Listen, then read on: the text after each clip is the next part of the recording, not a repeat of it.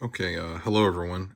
So I know it's been a while since I um, did any real miniature stuff on the channel. I was, traveling over the summer and couldn't really do a lot of, serious wargaming stuff with miniatures at least. But today I have some new figures from Khurasan, and perhaps more importantly, what you see in front of you is the 3D print Star Fort I'm working on. So my dad bought a FDM printer recently for his own stuff, but I was able to use it to print this terrain out, and now I'll pretty much be able to build up terrain. Just sending my dad the files and printing them when he has time. So, but anyway, for my channel, getting this, which is still not complete, is a huge improvement because so much of my gaming is in the kind of pike and musket era, which is a lot of sieges and stuff like that. So, I was looking for something like this for a while, and most of the options out there that are in resin, like I think it's the Renindra, or maybe not Renindra, but the one that there's a Star Fort emplacement that Warlord Games sold with their pike and shot stuff. I forget the brand, but that was pretty expensive.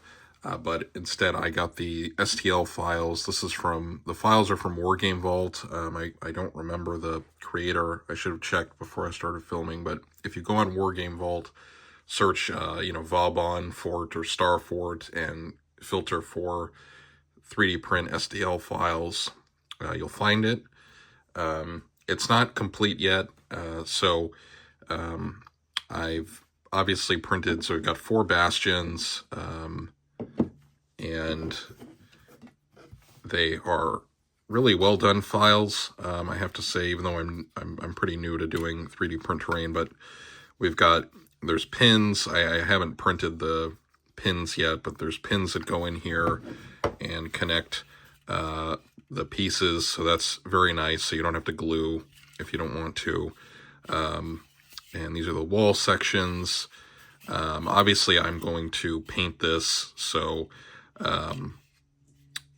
it's going to look different. This was with gray filament initially, so that's why it's like two-tone. But I'm probably going to spray paint the whole thing like a gray, and hopefully be able to do some highlights on to make it look more like gray stone. And there's also a gate piece that I have not yet printed yet, and this is another one of the wall sections. And then there's also the citadel part, which this did not print correctly, so I need to try again. But it's a and it would be multi-story. So we've got, if it's printed correctly, obviously these holes would be rounded, and there would be pins in the top to connect the rest of the structure. And it's designed so you can remove pieces, which is nice. And I also bought I bought the files for the core set, which is pretty much what you see here, plus the gate, because I think the back of the citadel forms like the back wall. I'd have to look at the instructions again. But then I also opted to print, get an extensions to make it, a little larger if I wanted to do that. But I'm really excited, so I'm really glad that my dad let me use his 3D printer to do this. And also I found free plans for like a desert fortress, which I was happy to find, so I can do that for like my Central Asia or Middle East gaming. I've got a desert, kind of arid type fortress I can paint brown to look like a like a sandstone or like a mud brick kind of fort. So I'm hoping to do that as well. And yeah, so this is really awesome. And obviously, I was going to wait until it was all complete, but I also got a package from Khurasan today, so I wanted to share that. But this is exciting, and I'm going to be happy when all is done. Plus, this will really help for me trying to run convention games, because I can actually do sieges now that I've starting to get a fort put together, and actually do some of these sieges like between the Ottomans and Habsburgs and that sort of thing. So that'll be really fun.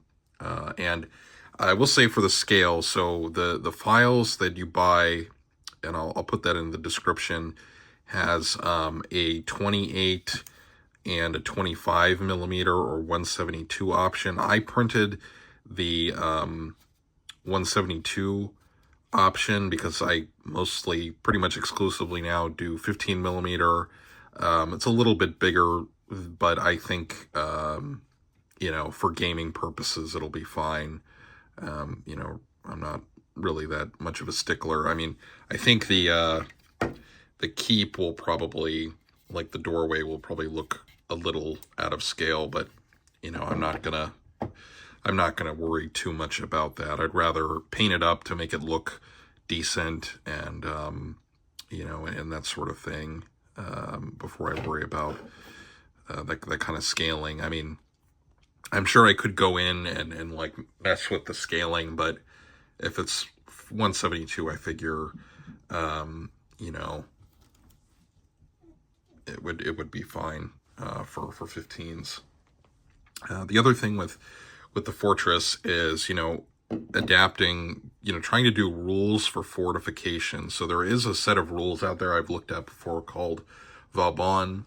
I think it's more for like Louis the 14th era siege type sieges, but that's like kind of an engine to do just sieges. And then I think the way the author of that, from what I remember, he says, you can use whatever other rules to like resolve the other combats. That's just like a way to do sieges. And I'm pretty sure the old Warhammer Fantasy Battles, like the 6th edition or 5th edition, had sieges, some kind of siege rules. But anyway, I think I know I've studied enough of the kind of 16th century sieges from the sources to kind of put rules together in a way that would make sense.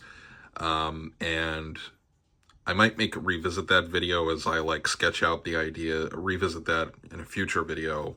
Sorry, kind of excited as I sketch out like ideas for this. But basically, I would probably keep it simple, just since like this kind of terrain has like obvious sections. I can, just assign kind of hit points to certain sections. And assuming I'm playing this at a convention, I would be the game master tracking all this. So, I would just mark it down, and then also having kind of a way for the players to mine and counter mine. That's like pretty important in these sieges, like the Siege of Rhodes between the Ottomans and the Hospitallers in 1521, and other sieges as well. But that's yeah. So I'm hoping to get the rest of this printed soon, and and getting it all assembled, and then printing off other terrain, because that's been like a serious deficiency, both not just like with my gaming, but like presenting games on the channel, is not having really great terrain, which, for some of these battles I've been doing, or well, pretty much just doing Battle of Setsora, which was on like an open kind of plain. It's not a big deal to not have too much terrain, but having the fort is a huge help, and will make my tables look better and be more engaging, even for me, just to do solo gaming, I think.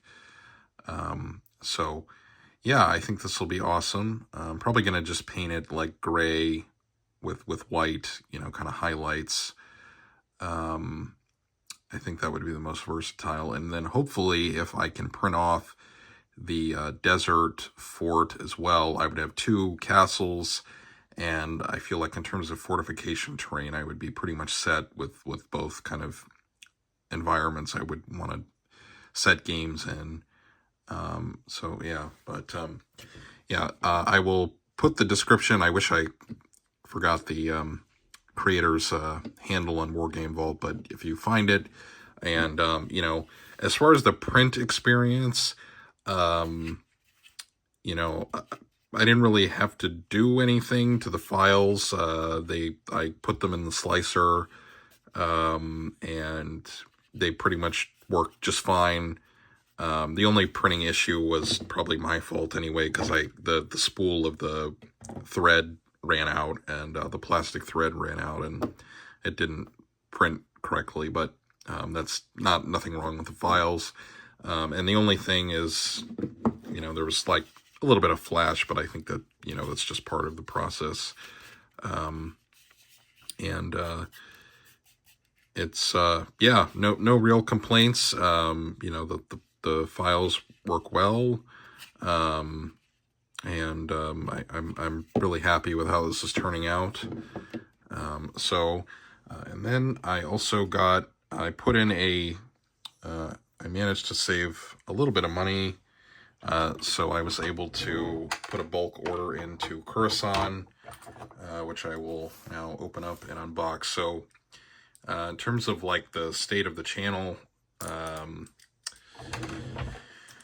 I said, I think it was last year, I wanted to do Timurids. I wanted to build, that was going to be my big project. I'm still trying to work on that. It's just, I'm on a super tight budget, and, you know, I really cannot order miniatures very often now.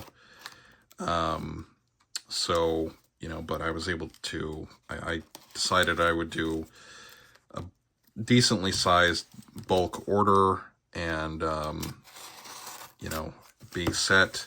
I also still have a bunch of stuff from Jeffrey, a supporter of the channel, who sent it to me earlier this year, and I just haven't painted a lot of that stuff. I've still got a pile of stuff on my main painting desk. So I still have that to work on. But I also kind of lost energy doing the hobby for a while.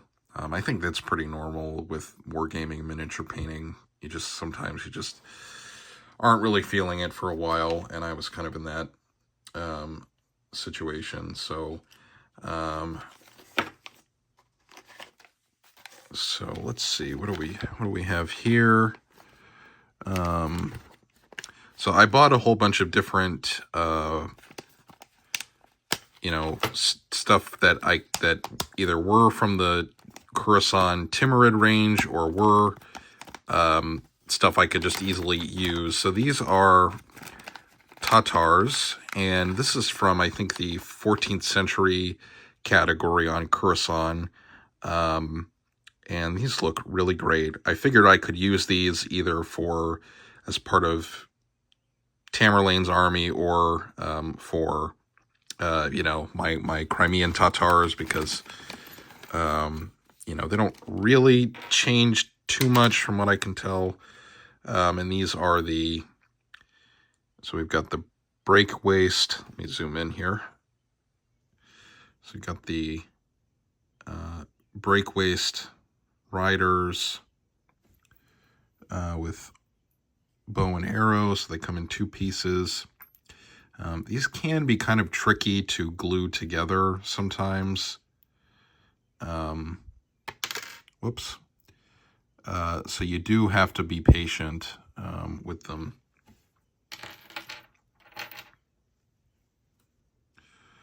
Let me try to, so they kind of look like that. Maybe I should put the flash on.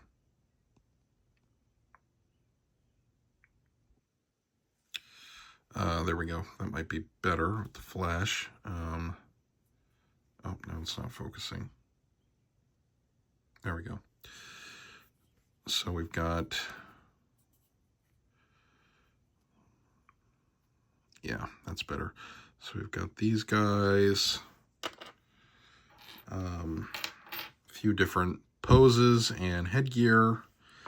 And as is typical with Khurasan, very little flash, and everything looks nice and crisp. No problem there.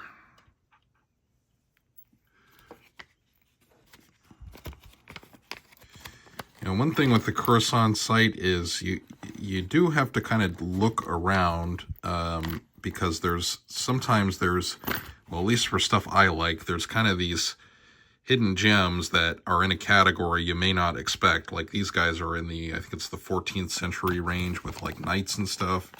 And normally I would just kind of like, you know, scroll past and say, oh, it's just, you know, it's kind of European knights, which I don't typically paint or, you know, game with, you know, but it has a bunch of, it's got these Tatars, it's got Lithuanians, if you want to do like the Poland and Lithuania versus the Teutonic Knights and that sort of thing.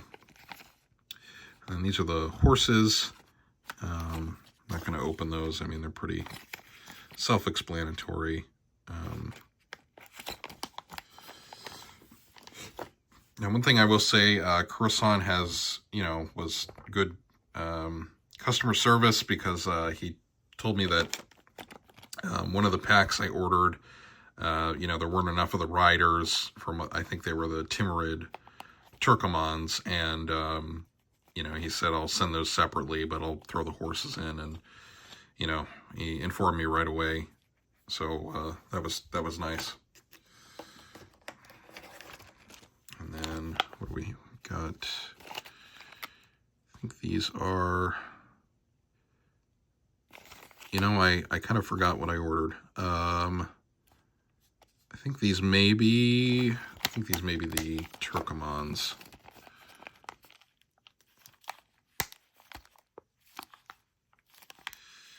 If not, they're some kind of horse archer. I think these may be the Timurid Turkoman guys.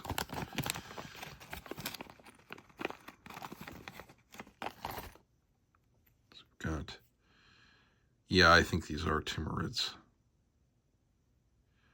Got one guy, it's probably like a commander, and then these are also the breakaway style. These have a little bit more flash on them than normal. Nothing too crazy. Got another archer.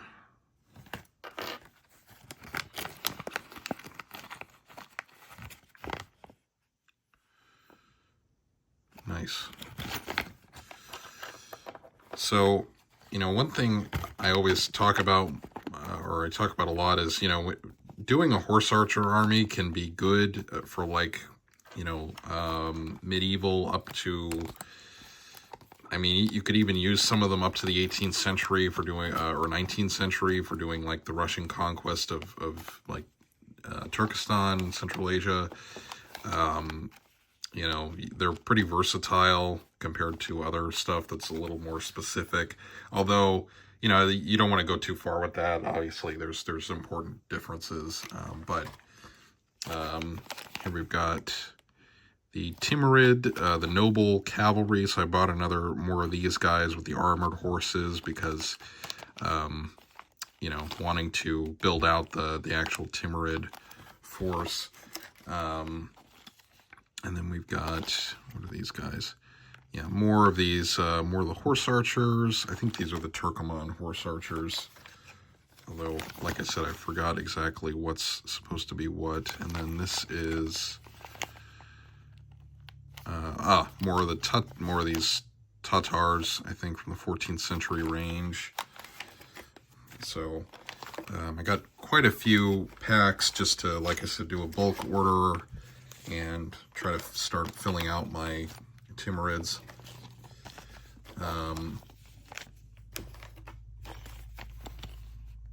And the riders, as he informed me over email. And then to save the best for last, we've got another elephant. So I might ask my wife what she thinks I should do with the elephant for colors, because I did green with, and then she said to do a pink trim, and it turned out really well. You can see that on the channel, so maybe she'll have a good idea about what to do for this elephant.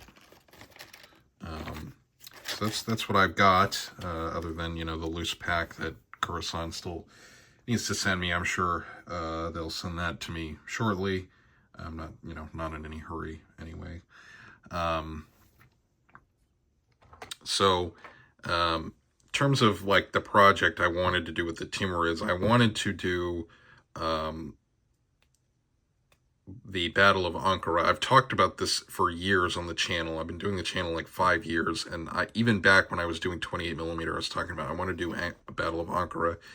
I'm still trying to do that. It might take me another couple of years just because of budget reasons and that kind of thing. You know, but it's much more feasible in 15mm than when I was originally thinking about it in 28. And, you know, I've got most of the Ottomans I need. There's just some specific things for the early beginning of the 15th century that I need, like different Janissaries that don't have gunpowder weapons, and some of the Azabs, the kind of like the spear infantry, and that kind of thing. And then also getting some knights to sprinkle in to represent the Serbian knights that fought with Sultan Bayezid. Talked about this before on the channel. So, and the other thing, yeah, so I will start doing the painting streams again, because we had the kind of usual crew, and then, you know, I haven't been painting much, so I kind of wasn't really doing those. And also wasn't doing the RPG streams, but I think some people prefer the painting streams compared to the solo Castles and Crusades campaign. So I probably will start doing the painting streams again when I'm back at my normal kind of setup. And yeah, but now that I've you know, my dad has this printer, and he thankfully lets me use it to make more terrain. This will really open up a lot of possibilities for not just stuff on the channel, but like I said, being able to do different convention games. And, you know, like if I print this Desert Fort, you know, I could even do some battles, you know, like the Rise of Tamerlane before he even gets to the Ottoman territories, that kind of thing.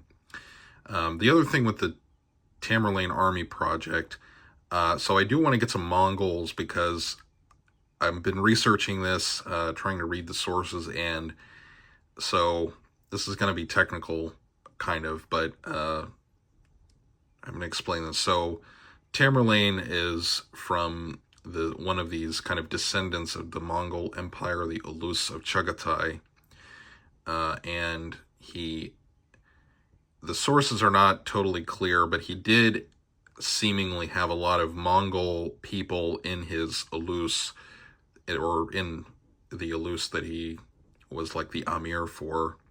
There was a puppet Khan that he, you know, was supposedly under. Anyway, so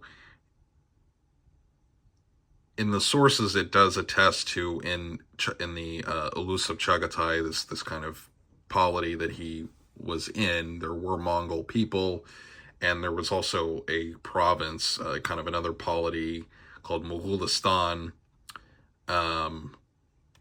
which is not, the Moguls are not really Mongols, apparently. Anyway, it's kind of murky, but the point is there were Mongols. So what I might do is to order, Khurasan has a bulk pack that's the Mongol, I think, does he call it an Ordu or a Yasa? But anyway, he has a Mongol bulk pack. So what I might do when I can afford it is, probably once I work paint through more of this stuff that I've got, both what I just opened and what I've got on my regular painting studio, is to get the Mongol bulk pack, and I think that would help flesh out the army a little bit more, because you know, I can use some stuff from my like Safavid Persians I could use for you know, as other troops in the Timurid army and that kind of thing, and then my Tatars, my Crimean Tatars. So I might do that, get some Mongols, because there probably were Mongols in Timur's army.